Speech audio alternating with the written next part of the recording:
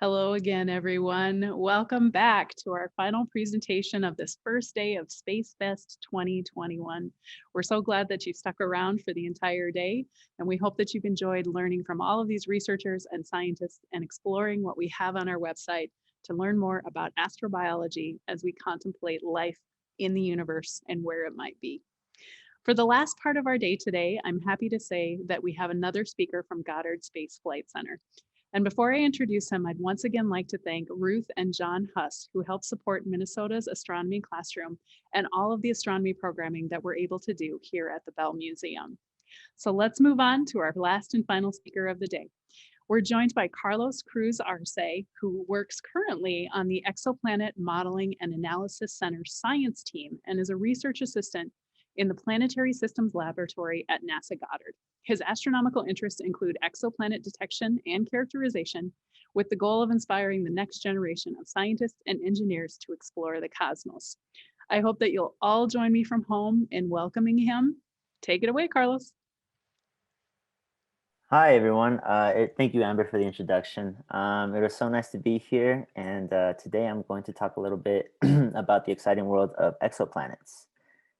So, like Amber mentioned, my name is Carlos Cruz-Arce. I am a postbac science researcher at NASA Goddard, and I work in the Planetary Systems Laboratory. And here's a little bit of about what I do. So, what is an exoplanet, right? So, exo comes from the prefix comes from the Greek word meaning outside or external. So, here is an example of skeletons. We, human beings, we have endoskeletons. We have skeletons inside of us. Meanwhile, crabs and lobsters and beetles, they have exoskeletons. Exo means their skeleton is outside of their body. And then the word planet comes from the Greek word planetes. I think I'm pronouncing that right. And it means wanderer. So, well, when ancient Greeks were looking at the night sky, they noticed these, bright stars that kept just wandering through the night sky, and they named them wanderers, and now we call them planets. So that an exoplanet is just a planet that is outside of our solar system. So, think 4 to a bajillion light years away. Um, so this is here what y'all are seeing is these are all the different types of stars there are in the universe. And I'm sure we'll discover much more. So as you guys can see, over here on the y-axis, this is luminosity, so how bright these stars are. And all stars, depending on their mass and composition, will have a different brightness. Some will shine white, some will shine red, others yellow like our sun, others blue, orange, red, all these colors. And it has to do with their temperature and their luminosity, their brightness. And because there's so many different kinds of stars, we need different telescopes to view these stars. So for example, HABEX, this is a space telescope, it views stars in the visible wavelength. So visible is everything human beings can see. We can see visible light. However, we can't see ultraviolet light, and we can't see infrared light. So we have different telescopes that can actually see that light. And so, for example, LUVOIR, which can see over here, close to the ultraviolet, that would be really good for observing a star that shines ultraviolet radiation. And Origins, over here in the infrared, that would be really good at looking at a small dim star that shines in the red, uh, hence infrared. So to date, there are about 84 million stars that have been cataloged. So that means we know where they are, and over 4,000 exoplanets, with thousands more waiting to be confirmed. 4,000 exoplanets. And keep in mind, we discovered the first exoplanet in 1995, and it's 2021 now. So it's a very, very, very young science, but it's very exciting because scientists estimate that there are over 700 quintillion planets in the universe. So that's 700 followed by 20 zeros, infinite amount of planets. And I bet you at least one of those will have some aliens on it, will be Earth-like. So a couple ways that we can discover exoplanets. So the first one we're going to talk about, and there's a bunch, we'll only go over a few. This is called transit photometry. And transit photometry is when you have this bright star, you can, with your telescope, you can graph how bright it is, right? And before the planet enters the face of the star, its brightness is pretty even, yes? And then as you guys can see, the planets, once they hit the face of the star, they produce a shadow in front of the star. And that's what makes this dim, or this shadow, or this drop in brightness. Again, here comes the planet, drop in brightness. As it leaves, the brightness goes back up. I myself use transit photometry on two planets called LHS 1140c and LHS 1140b. This is an example of a plot that I produced and published 2 years ago in 2019. And over here, our star was bright, and then all of a sudden, this planet, LHS 1140c, started to cross it, and it produced this tiny, tiny, tiny little shadow. You guys can see here over on the y-axis, it only drops to 0.9950. So that's like 0.0001% drop in brightness. And that makes sense because stars are humongous and planets are tiny, relatively tiny. And here, this is a very, very simple equation. This is depth is equal to the radius of the planet, that's RP, divided by the radius of the star, squared. So how deep the transit is, it depends on the radius of your planet and your star. And for those of you that have taken algebra or are about to take algebra or already did, you can move this equation around and you can solve for the radius of the planet. And so here in my work a long time ago, that's what I did. I found the radius of this planet, LHS 1140c. Now another popular exoplanet detection method is called radial velocity. So what radial velocity means is that an easier way to think of this is the wobble effect. So the wobble effect is actually how the first exoplanet got discovered in 1995. And what happened was, as you guys can see here, this black cross, if this planet didn't exist, this black cross, which represents the center of gravity of the star, would be smack dab in the middle of the star. But because you have this planet orbiting the star, they have this cosmic dance where they are pulling on each other. They're gravitationally entangled. And as the planet goes around the star, it moves the star, and the center of gravity is constantly moving. So there's this wobble in the star.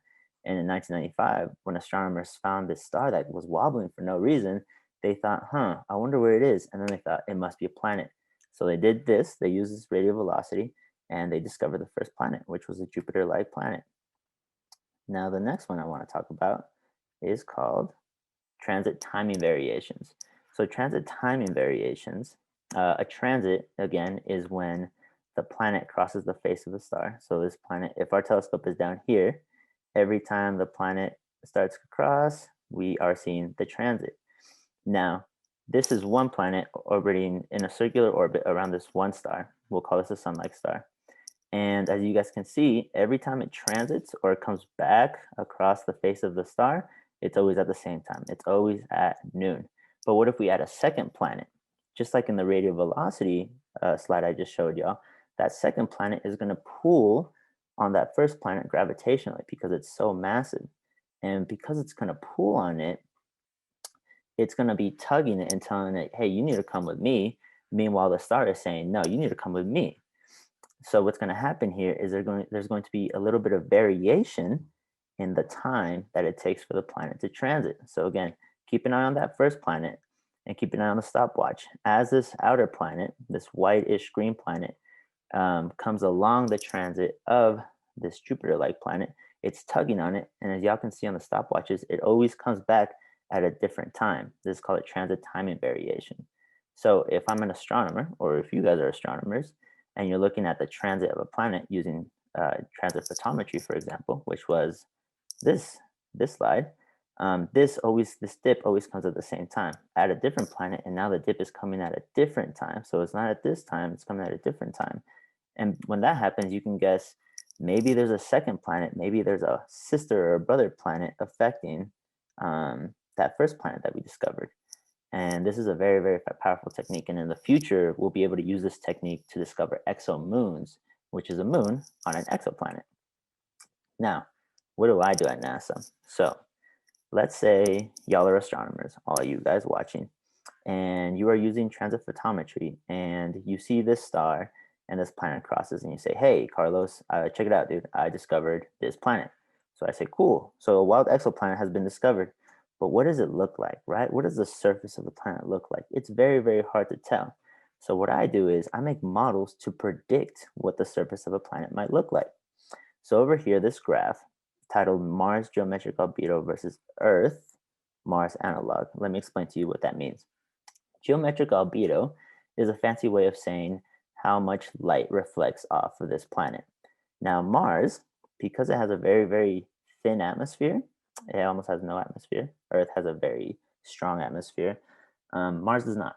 So because Mars has such a thin atmosphere, when we look at the geometric albedo, or when we look at we take a picture and look at the reflectance, all the photons or light being reflected off of Mars and hitting our telescope, we get this spectrum. Okay, so a spectrum, again, another fancy way of saying how reflective the planet is.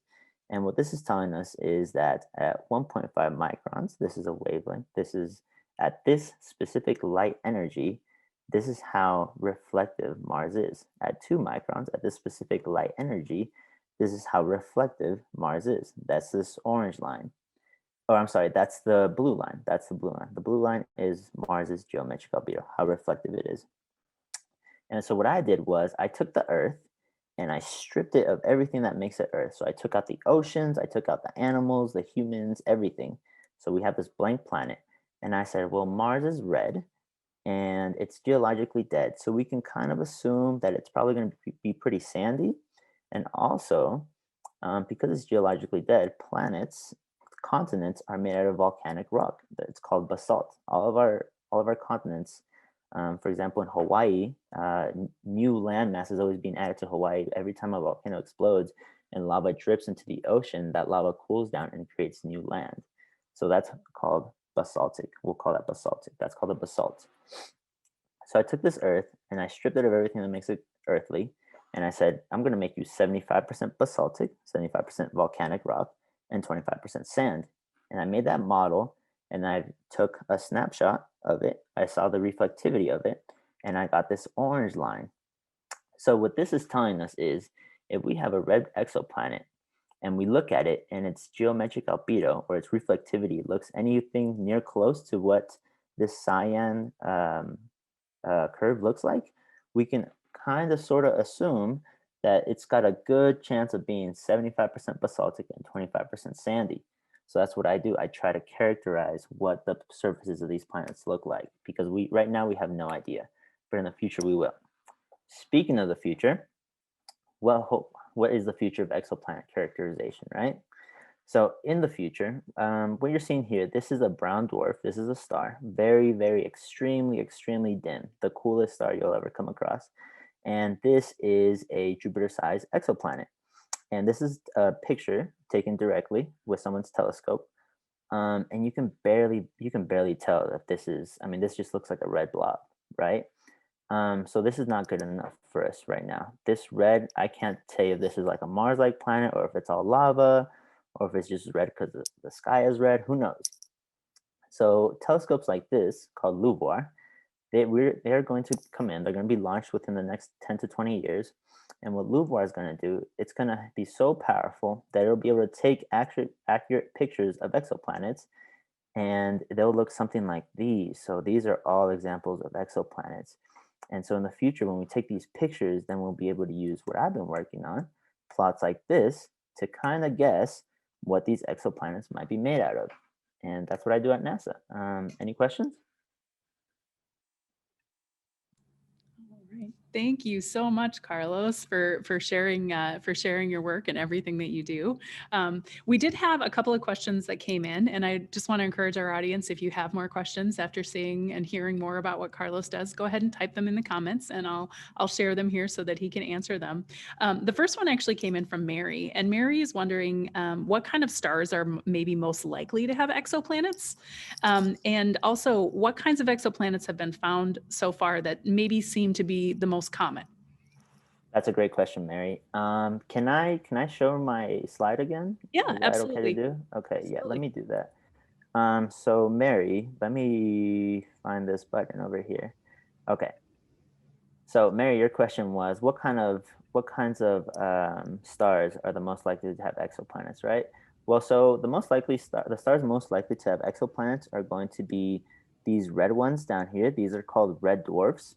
And the reason for that is because red dwarfs, because they're small, they're less likely to eat up their planets. So for example, say you have a black hole that's gigantic, and has all these gravitational forces, it's hard for a planet to exist around a black hole because it'll suck it up, it'll eat it. But a red dwarf, being tiny and dim, it's more likely for a planet to survive. It's also more likely for us, if we're going to find life, we're probably going to find it around a red dwarf or a sun-like star because they're small and because they're not too hot and not too cold. So their habitable zone is actually bigger than what other stars' habitable zones would be. And what was the second question? What was the second part of that question? The second part was what kinds of exoplanets have we found so far that seem to be more common maybe than other types? Oh, well, so that's actually the most exciting part about exoplanets is that there's not really, it's kind of hard to say what's the most common because at first we were finding mostly Jupiter-like exoplanets, giant gas giants, but that was because they produce a bigger shadow on their star. But now that we have better telescopes, we're finding a lot of rocky planets. So the verdict is still up on that. But when we find out, or maybe you can find out in the future. But yeah, it's a great question. Okay. The next question actually comes from Lizzie, and Lizzie's wondering what you would look for to determine if an exoplanet is Earth-like, and if there are any special tools or models that you use. Okay, yeah. So Lizzie, so earlier when I was showing y'all the plot, the Mars plot, right? So just like that type of work kind of answers that question. So if you look at a planet, here's our planet, and my eye's a telescope. I take a picture. If its reflectance or geometric albedo spectrum looks anything similar to the Earth's, then we can confidently say that's probably a rocky planet. And it seems like it has an atmosphere. You can also look for these things called detection signals in the reflectivity spectrum. And basically, what that means is for the Earth has a lot of H2O. And if you are an alien and you take a snapshot of the Earth and you look at the reflectivity, you will find a signal. There's going to be a big dip. It'll be like this and then big dip. That signal will be like those aliens can say that's H2O because H2O, the molecule, it does that to the reflectivity. It's kind of like a fingerprint. Is one way you could think about it. Excellent. So, I mean, this classification process for exoplanets is obviously pretty. It's quite complicated, and then imagine there's a lot of the data that's collected. Is the sole intent of being able to classify these exoplanets to be able to maybe find Earth-like planets, or what are the ways that this information is being used? Yes, yes to all of that. So yes, obviously the goal is always going to be to find an Earth-like planet because in the future, humanity will get too big for just the Earth, and we'll want to go out and explore into the cosmos. That's what makes us human, right? We are curious. Um, but yeah, that's kind of hard to answer. That's really kind of hard to answer because people like me, I like it because I'm curious. I'm just genuinely curious, and so for one, yes, we want to survive. We want to find another Earth. We want to be multi-planetary species. But for two, human beings are just naturally curious, and it's important to keep that alive because that's what makes us humans, and that's why we populated the whole planet so far. Oh, that brings me, I guess, to a good point and a good question for you personally, Carlos. What got you interested in this course of study and doing this type of work? Um, man. Well, actually, um, I actually got an internship with two very nice people by the name of Zach Berta Thompson and Jessica Roberts at the university I was going to, and they were studying exoplanets. And I actually wasn't really that much aware of what an exoplanet was at the time.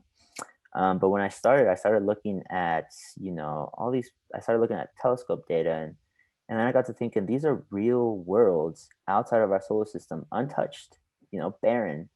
And just the idea of just the mystery of it, I was so enthralled. And now I every time before I go to bed, I go outside, look at the stars, and I just wonder like, what are those planets like? What's it like up there? So yeah, that's why. Yeah. So have you, based on what you've seen in exoplanets and what their surfaces are like and whether or not they might be able to support life, have you personally made any speculations about what you think life out there might look like? Oh yeah. Oh, all the time. I think any scientist would be lying if they didn't. And you know what? That's what's really interesting about that is so, human beings we have DNA, and it's made out of these specific amino acids, and that's how you know that that's like evidence for evolution, right? So say we found life on Mars, for example. Let's just pretend, and that life also has DNA. Then we can speculate. Well, then that means they're our cousins. That means they're related to us somehow, and so that means their DNA and our DNA, the formula for DNA, must have came from the same place. So does that mean we came from another planet? Or also, if it's not DNA, then that's equally as exciting. Like, how can life exist without those nucleic acids? Um, so yeah, who knows? Who knows? I wonder about it all the time, though. It's great. Noah wanted me to pass along that he finds your work very interesting, and he's wondering, are some of the exoplanets you've worked on located in the Andromeda system, or are they elsewhere? No, not in Andromeda. So far, I've only gotten to work on two exoplanets because my work now is modeling, so I make fake ones. But the two that I worked on, LHS 1140B and C, they are 12 parsecs away. So one parsec is 3.126 light years, something like that. And I know that sounds really far away, but that puts them right in the perfect region where our telescopes are good enough to take pictures and study them pretty well. But I have seen Andromeda through a telescope, and it's so beautiful. You should check it out, Noah, for sure. Absolutely. That's one of our favorite things to do here at the Bell Museum is to put out the telescopes when it's nice enough and clear enough and be able to explore the evening sky. Oh, that's the best. That is the best. So, well, I want to thank you so much, Carlos, for joining us this afternoon and for helping us to continue our exploration of astrobiology and all there is to kind of study in that world. I hope everyone has enjoyed everything that we've had to offer today for Space Fest. There's more to come tomorrow.